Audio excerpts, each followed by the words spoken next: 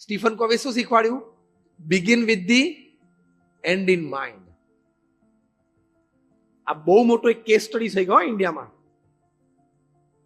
CCD, it's a big case study.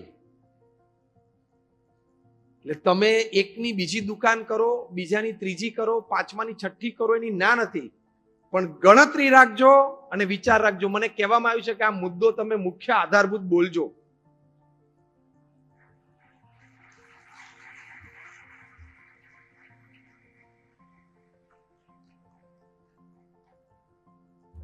I am not ડિમોરલાઇઝિંગ you. હું બે વાત બોલું છું. બીજીમાંથી ત્રીજી દુકાન કરવી હોય તો કરજો, પણ ગણતરી રાખજો.